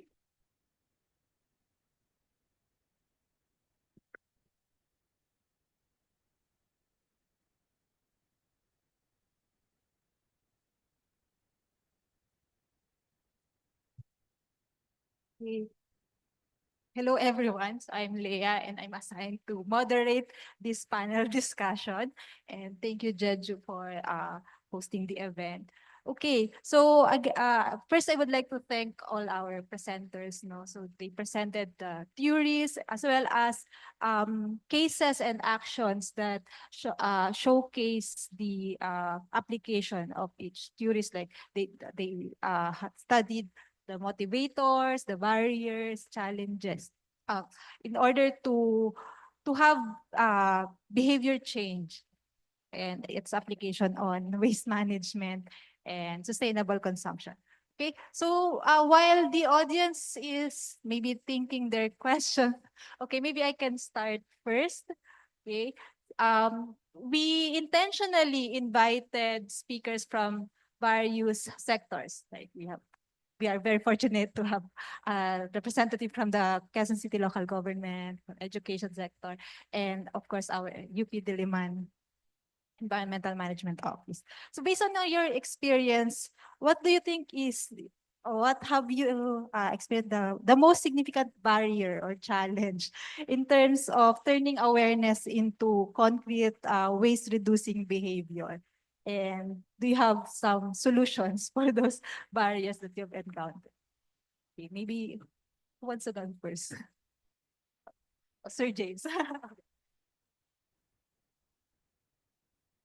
One of the barriers is actually the additional cost for for choosing sustainable choices. So oftentimes, especially right now, it's more costly to go green, to go sustainable. Like in our project for in the phase 1 of the pilot project, the compostable food packaging was actually more expensive than what they are actually using now. So we really have to support them so that or find ways so that the cost is not passed on to the businesses, which will actually discourage them to making that shift towards greener choices. Actually, I think lahat tayo naka-experiences for cost, especially for the vendor side. Yun talaga yung big factor. And how about Sir Ian? I think one thing that has come forth as a challenge for the city is how do you now encourage both on the side of the consumer or our citizens to take part of the engagement? Because we set specific parameters for our, for example, going into City Hall or the businesses beside City Hall do not offer single-use plastics or disposables. So the first hurdle that we have to go through is we tell them, okay, you have to bring your own baonans or your own reusable containers. Not everybody has a reusable containers. You ask us, for example, to provide better choices and alternatives, but you cannot provide specific choices for our businesses. So we still use the plastic labo as our choice because food safety is one thing that we have to consider. So these are challenges that are present, but with constant communication, I think that's one thing that has changed because we've been telling the story since 2012 and people started getting there eventually. You would see more people with tumblers, you would see more people really carrying just their bags. And now you would have people carrying their bananas and going to stores and just telling restaurants, can you just put the food here?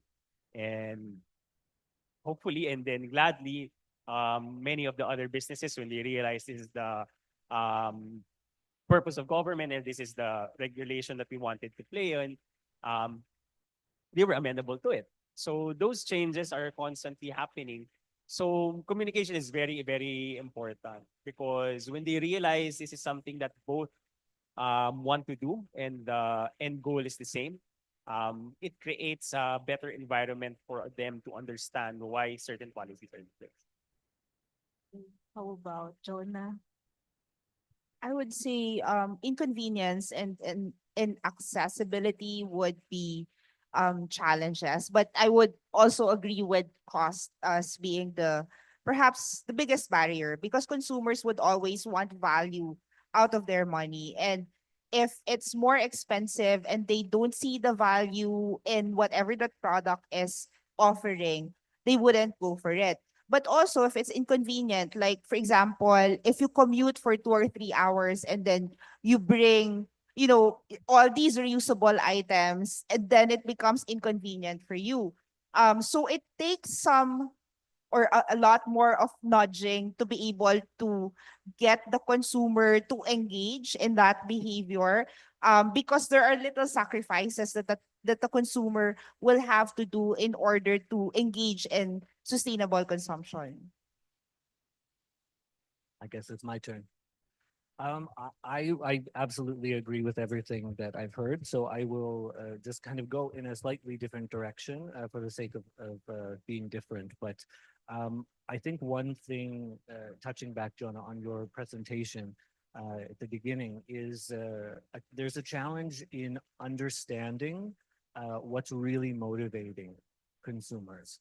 And I think it's both a challenge for us as academics, as practitioners, to understand this, to do the research, because it is expensive, it's time consuming, and everyone's going to be different in different countries, different cities, different regions, different province. But it's also a big challenge for the local businesses, because large companies can afford to do their own market research. They can do some consumer motivation profiles, but small, medium enterprises, startups, entrepreneurs, they can't afford to do this. And so I think that there's a gap in understanding there, and there's a gap in accessibility to this type of information that hopefully some of us who are working in this space can step in and do something about. Thank you for those insights. Actually, no, it's correct, right? It's not enough for consumers or other actors to be informed, because knowledge does not translate automatically into actions. Like, we know that segregation is good. We know that plastic has negative effects to the environment, but we cannot just stop using plastics. We cannot properly segregate our waste if the structures are not there, like proper segregation bins, labels. So those nudging factors will have some effect. All right. And one thing that I also got from the discussion is that convenience is a big factor, as well as trust. We need to build trust. Like, I think it was yesterday, like somebody told me that they are segregating their waste, but the waste collectors mix them anyway. So they're assuming that all the waste end up to the landfill. So how do we build trust to the public so that they can follow policies and be a big contributor to our goal of behavior change? Okay. Okay, at this point, maybe we can entertain some questions from the audience. Do you have any questions? Okay.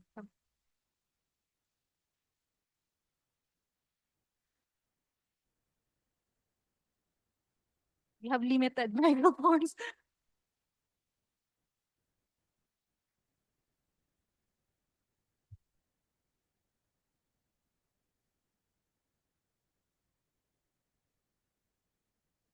Hi, good afternoon. I'm Renzi from the Institute of Environmental Science and Meteorology. Actually, I would like to thank first for the enriching discussion, especially on the perspective of different stakeholders in terms of achieving sustainability.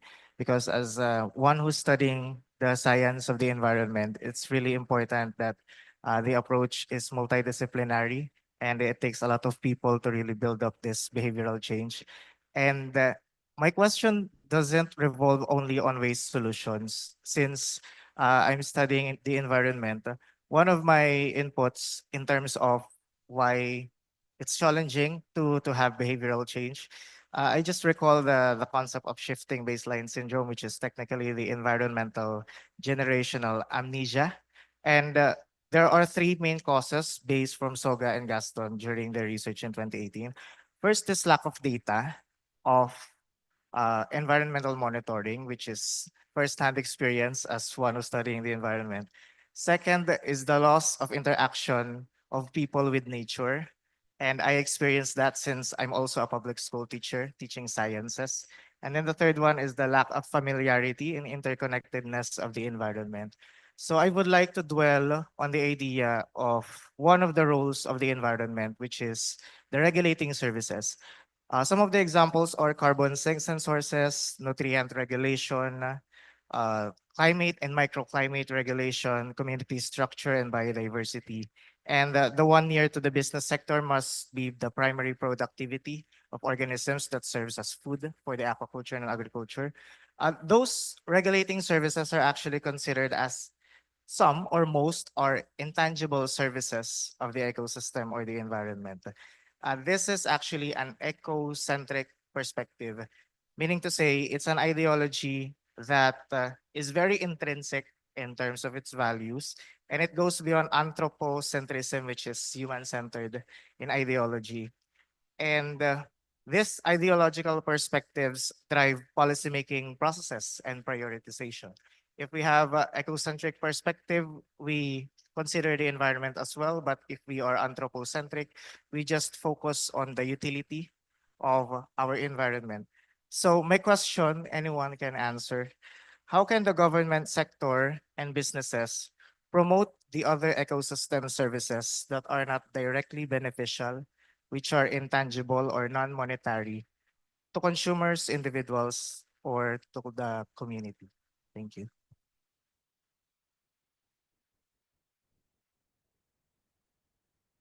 Yeah. So I'll answer your question on ecosystem services. I'll give you an example. Everyone is aware of Payatas, right? You know the area of PCDF, the Payatas Control Disposal Facility. So I'm pretty sure if you've done your studies, it closed 2017, and the tragedy happened in 2000, if I'm not mistaken. And the challenge behind PCDF is it actually was a local economy in itself. May pera sa basura. Okay? When Payatas originally was a dump site, a lot of economy came out of it. People sold parts, the waste pickers were actually engaged there. They got their food from the area. You would actually have a small economy working all around Payatas. The challenge now is, since the tragedy happened back then, is how do we rehabilitate the area and actually include ecosystem services that would actually generate that kind of local economy that they gained from in the past. Kasi nawala na yung kaperahan nila doon eh. Nawala na yung engagement na meron doon dati. So where are you getting that kind of economy back, since now you're trying to rehabilitate a place that no longer accepts solid waste? There's no more, there is less processing that's happening because the waste pickers that used to get the garbage even before it reached the landfill, they would already get spare parts, they would already get other items. That's all gone now. So what we're trying to do with PCDF, through our Parks Development Administration Department, we did a biodiversity assessment of the area, and we also asked the Social Development Department to work with us, as well as UNEP, and try to understand what kind of ecosystem services can the place still provide, given now that it has changed from what it used to be as a landfill. And I think this is where government can come in trying to provide not only regulation within the place, since we're trying to address what took place as a tragedy before, but at the same time, trying to include where can this current place or this economy can now really strive for that area. I'll give you 3 examples. One, we tried to change it into becoming a area that is more biodiverse. So supposedly, if you're talking about ecosystem services, you could actually have better gains with that area. You would have green corridors that would actually push for better health. You would have bioswales, hopefully, that is connected to the city, wherein you would have passive cooling technology, so mas malamig dapat.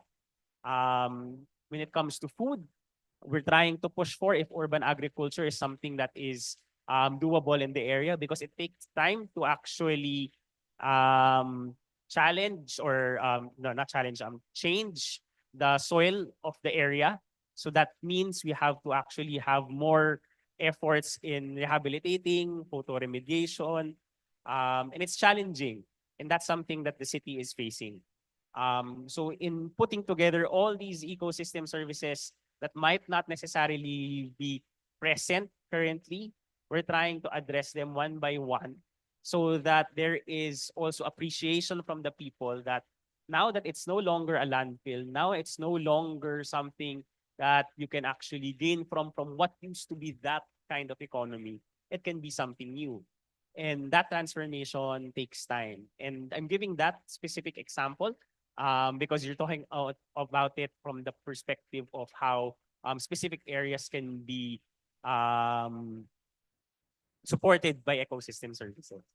I hope I got to answer a bit of your question.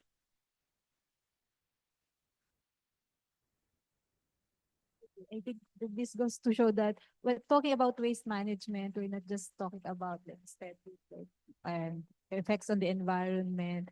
So marami siyang ano, sanga-sanga, no, yung social aspect, economic aspect, yung ecosystem. So thank you for that question. Okay, we're running out of time, so I think unfortunately, no, we have good discussions, but in the interest of time, maybe I'll just ask all the speakers about their final words. And if they have one solution that they want to implement nationwide or citywide, what would it be and why?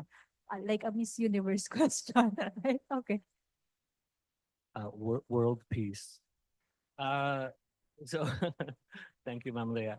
So maybe I can start off if that's all right with everyone. So I think that my reflection before I get to my scaling is that we're here in a university, and I think that each of you here in the room are, it sounds cliche, but you are future leaders of the future, and you are people who will innovate. You will face the world that you are inheriting and the challenges and the problems that people of my generation and older are leaving to you. And I think that personally, I find hope in that because, traveling around within Asia, I see the innovation, the passion, just the genius that is coming out of these universities. And so that's my reflection now. And if I could scale something, this is such a difficult challenge because the scaling is the problem, isn't it? We can have these solutions that are, really great at a micro level or at a city level, but how do you scale that to a province or to a nation? And so I'm not sure that there's a clear answer, but perhaps what I would like to see is a scaling of the dialogues that we heard about that are happening between government and businesses and communities, because I think that if we're not talking to each other, we're not going to get anywhere. To paraphrase the quote from George Bernard Shaw. So yeah, that would be for me. All right, so I guess I'll be the next one to share my reflection. I'll circle back to the question that was posted earlier on integrating our consciousness and our connection with the environment, and also with what you said earlier about dialogues. This is kind of a long-term plan, but consumer education is really very important. Environmental education is very important, and it should start, when they're still young, because that's how you build that connection. I think, especially those who live in cities, we really lost that connection with the environment because we're, living in an urban jungle, and we don't realize. I actually really appreciated coming to UP because there are a lot of trees, and I really felt that it's cooler. The temperature is a lot cooler than being in the middle of the city where it's a concrete jungle. So that kind of consciousness should be instituted when the kids are young. And it's these kids who will bring, that knowledge as they grow, and will bring the innovation that you're also talking about earlier. It would take longer, but we can start now. I remember having a roundtable discussion with the Department of Trade and Industry, and they mentioned that it's actually in the plans. I'm not sure if it's already part of the curriculum. Um, but I've also seen, for example, in Japan or in Finland, they're really very well connected with the environment. And so it comes naturally to them to be more conscious as consumers. They don't even have to be nudged. It's just really, a natural or a default decision for them to always consider the environment in everything that they do. So consumer education and environmental education, these are really important. To me, my reflection would go back to the values behind why we're doing this, especially with this kind of audience with the youth. When you want to start something, you have to really have a certain kind of commitment with what you're doing. So I think that's a challenge, especially with government, because when we set certain policies and when we set certain regulations and mandates, sometimes people can see it off as something as just a blanket approach to do something. But that also means accountability on our part, but at the same time, an engagement coming from the citizenry. And my point is engage citizenship. Where can people really come in to engage not only the private sector, but government in itself? Where can you be part of your own local barangay and engage them to do the same? Where can youth participation be actually funneled towards actual change implementation in your own organizations? And I think that's kind of the commitment that we also look for on the level of government. Know where accountability is, and at the same time challenge your government officials to push forward real policies that affect change on where you are, where you stand, and how can it actually affect you. So if you want scale in terms of the programs that you have, know that the taxes that eventually you will eventually have to pay goes there. So hopefully you do best. Thank you. I think my reflection is of the importance of collaboration, not just in dialogue, but also in action. So it's really important that we make good use of the different disciplines available to us in pushing for a more sustainable world and for promoting sustainable behavior. And to answer the question on what I would scale, I would really like to see standardized waste segregation system implemented nationwide, where you're not confused what color is biodegradable, what color is recyclable and hazardous. So I think that's something that can be done, can be done nationwide. Really. Thank you. All right, thank you to all our panelists. Let's give them a round of applause for the engaging and eye-opening discussions. Would you like to request our panelists to remain on stage? We deeply value your insights, the insights you have shared with us today. And with that, we would like to award your certificates of appreciation. May we call on Assistant Professor Nariza Sadi, the of the pilot project for sustainable vending in UP Diliman, and of course with Leah Jola. And we'd also like to acknowledge the presence of the Dean of the College of Engineering. Dean, maybe you could also join us for the awarding of the certificates for our panelists. um, so, um, So the certificate reads, University of the Philippines, Diliman Institute of Civil Engineering, Environmental and Energy Engineering Group presents this certificate of appreciation to our four speakers in grateful appreciation of their invaluable contribution as a resource speaker at the hybrid seminar entitled From Awareness to Action, Driving Behavior Change for Sustainable Waste Solutions, given this 7th day of May 2025 at the David M. Consunji Theater, Institute of Civil Engineering, UP Diliman, Quezon City, signed Dr. Raydor, the UP Institute of Civil Engineering Director, and Assistant Professor Leah Jola, the UP ICE Environmental and Energy Engineering Group Head.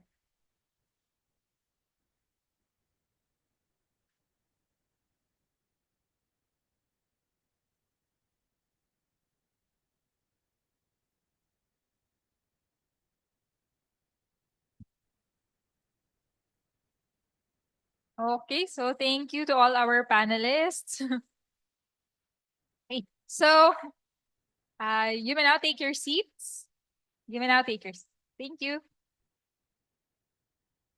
So as we begin to wrap up this afternoon's program, we are pleased to officially launch the second phase of the project titled Breaking the Plastic Habit in ASEAN Countries, Pilot Project for Sustainable Vending in UP Diliman. To walk us through this launch and summarize today's key insights, let's again welcome Assistant Professor Nariza Sadi of the UP Institute of Civil Engineering.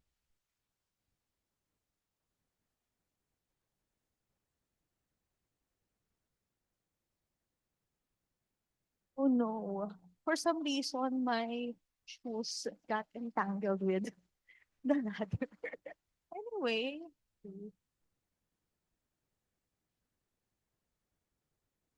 maybe I'll stay in one place. I'm Cinderella. Thank you, ma'am.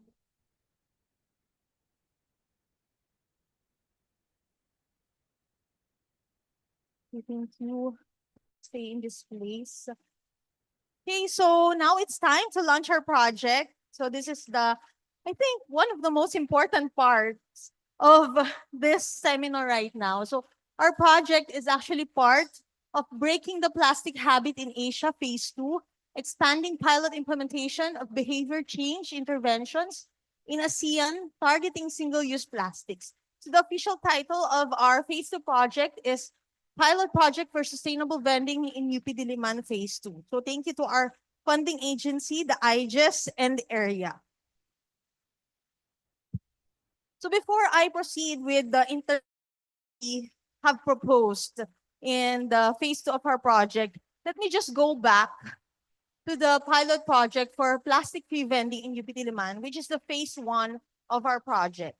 So this project, the Phase 1 of our project, was actually launched last 2023 from May to June of that same year.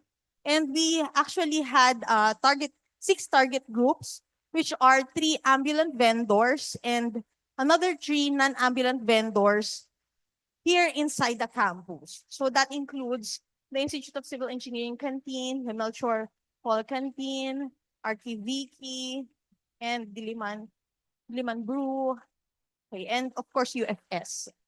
So what are the methods that we proposed in the past phase of our project? So these are developing and posting IEC materials to encourage BYOB, or bringing your own baonan, proper segregation, and the use of compostable alternatives to plastic. So Dwayne earlier presented the behavioral levers, but I believe my students are also familiar with the behavioral levers because we have discussed this in our CWTS class in the past months. Okay, so in this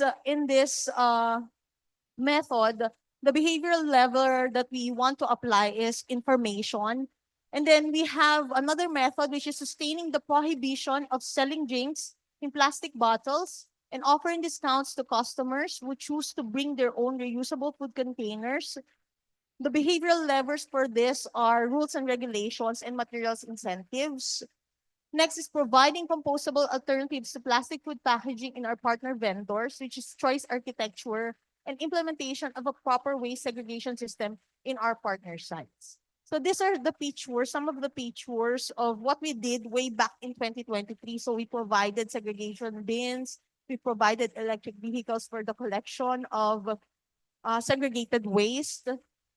We provided IEC materials. We conducted focus group discussions with the vendors. We processed the waste, the compostable waste that we provided. And then we also provided compostable alternatives to plastics with our ambulant and non-ambulant vendors. We encourage the students, the customers to bring their own baunan and segregate their waste properly. So as part of the results of our study, a total of more than 42,000 pieces of plastic waste are avoided because of this initiative. And informative posters were created and posted both online and offline on site. We also continued with the prohibition of selling drinks and plastic bottles, and we regularly collected the compostable food packaging through the implementation of a proper waste segregation. So the results there, as you can see in this graph, so there is a significant reduction of plastic waste generated on our partner vendor sites. The waste segregation of frequencies of the customers also increased. However, for the count of the customers with personal containers before entering implementation, only some of the vendors noticed it rapid or what do you call this? A significant change in bringing their own baunan. As for bringing their own drinking bottles, I think majority of the customers are bringing their own baunan because of this pilot project. Next slide. Okay, so now, building upon the results of our phase 1 project, we are now transitioning to the pilot project for sustainable vending in UP Diliman Phase II. Next slide, please.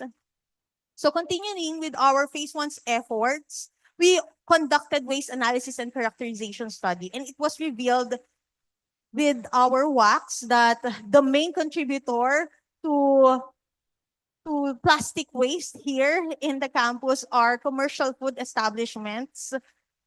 And to be specific, they have significant portion of plastic waste, which is 35 to 40% of their total waste generation. So this type of food establishment was actually not included in the phase 1 of our project. So that is why for the phase 2 of our project, which has an objective of to contribute to a more sustainable campus environment by applying behavioral insights in reducing plastic waste generation and mismanagement in the food sector, we are proud to announce our partner vendor, which is the Good Food UP Food Hub. So I know some of you have already visited this vendor, this commercial establishment inside our campus. So the implementation period for this project will be from this month up to June, but it can be extended up to July this year. Next slide, please. So for this project, pilot project, with the main objective of reducing plastic waste and reducing mismanagement of this plastic waste, we have the following indicators. So reduction of the number of plastic foodwares that will be used and increase in the recovery rate of the plastic recyclable. So I will be very fast. We want to have the following behaviors, both for our vendors and also for our customers. So what are these behaviors? We want the vendors to shift from plastic to non-plastic alternatives. We want our customers to avoid plastic use. We want our customers to segregate waste properly upon disposal. And at the same time, the housekeeping staff will segregate also and recover the plastic recyclable. So how do we get to that behavior and that objective? So we proposed these activities. So we have 5 activities. So hopefully when you visit Good Food, you will notice some of this. Number 1 is vendor awareness and education seminar about the Quezon City ordinances and the environmental benefits of avoiding single-use plastics with the behavioral levers of information and rules and regulations. We will conduct strawless Mondays and straw upon request policy, posting of IEC materials on proper waste segregation, and we will improve the segregation bins and labels. We will also conduct seminars on the housekeeping staff on proper waste segregation, recovery and recycling, and disposal. So this is our poster for for the project. So we have the following initiatives, and this one is already posted in our partner vendor, which is the Good Food. So they have a big tarp there saying it's Strawless Monday. So if you go there during Mondays, please do not ask for straw. And last Monday, April 28th, we've conducted a seminar, sorry, last week probably. So we've conducted a seminar on reducing plastics in Quezon City and UP Diliman. So this one, more than 30 vendors participated in our event in the seminar, and it's a very good discussion among the stakeholders. So we are also thankful for the participation of our vendors and also for the Quezon City government for giving us two speakers for this event.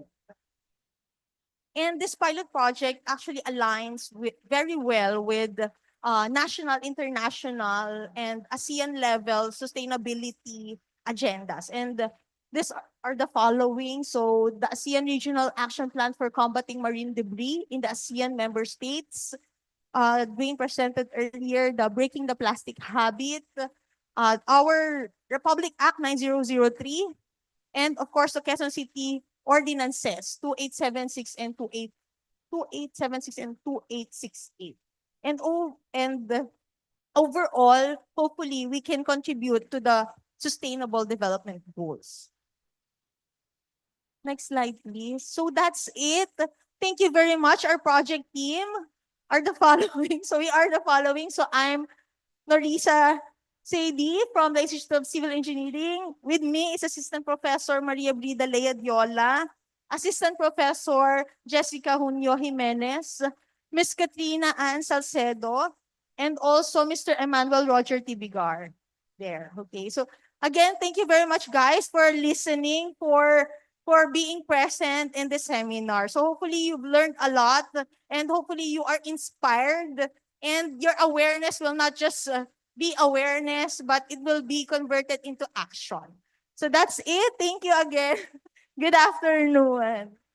Thank you, Ma'am Norisa. And of course, congratulations to our launching of our pilot project. So I hope we can all support this initiative in our very own UP Diliman Good Food. So we now have reached the end of our seminar. On behalf of the Environmental and Energy Engineering Group and the UP Institute of Civil Engineering, we sincerely thank you all for making today's event a success.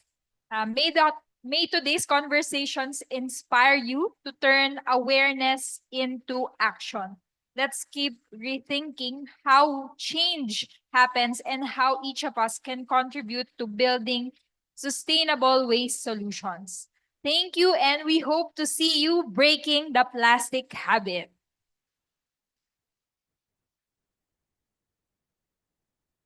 Please help yourselves with snacks served just outside at the building lobby. To help us improve our services and to receive your e-certificates for this seminar, kindly answer our evaluation form accessible through the link and QR code flashed on the screen. Please answer within the day. Once again, thank you, everyone.